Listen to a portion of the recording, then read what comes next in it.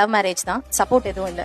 எனக்கு full back போனே friends தான். 2007 ஸ்டார்ட் ஆச்சு சார் எங்க friendship. It's been 17 years. My friend is here only, bank of me sitting, college mate. இதுதான் reason, இதனால தான் இவன் எனக்கு ஃப்ரெண்டு அப்படின்னா எந்த ரீசனும் இல்லை. அவங்க எனக்கு வீடு பார்த்து கொடுத்து எங்களை செட்டில் பண்ணி, அவ்வளோ என் வீட்டோட திங்ஸை பர்ச்சேஸ் பண்றதுல இருந்து பீரோ கட்டில் எல்லாமே எனக்கு சேர்ந்து என் கூடவே இருந்து ஃபுல்லா செட் பண்ணி கொடுத்தது என் ஃப்ரெண்ட்ஸ் தான். எனக்கு தம்பி கிடையாது, பையனை அவன் மடியில வச்சு தான் காது குத்தணும்னு அடம்பிடிச்சு காது குத்தினேன். தாய் மாமெல்லாம் எப்படி விட்டாங்க? என் ஹஸ்பண்ட் கிட்ட சொல்லியிருக்காங்க, உனக்கு தங்கச்சி இருக்கு, அவரோட ஹஸ்பண்ட் மடியில வச்சுதானே கண்டிப்பா குத்திருக்கணும், உன் ஒய்ஃப் கிட்ட சொல்லு. எதுக்கு ஒரு ஃப்ரெண்டை கொண்டு வந்து எதுக்கு இங்க வந்து உட்கார வைக்கிறாங்க, என்ன அவசியம் அப்படின்னு என் ஹஸ்பண்ட் ஒரே வார்த்தை தான். அவங்க தான் ஃபுல்லாவே எங்களுக்கு நின்னாங்க, நீங்க யாரும் வந்து நிக்கல, அவ பெத்த குழந்தை, அவ சொல்றதே எல்லாரும் கேளுங்கன்னு ஒரே லைன்ல க்ளோஸ் பண்ணிட்டாரு சாப்டர். தாய் மாமன் உட்கார்ந்து செய்ய வேண்டிய சடங்க நண்பரான உங்களை கூப்பிட்டு செய்ய சொல்லுது.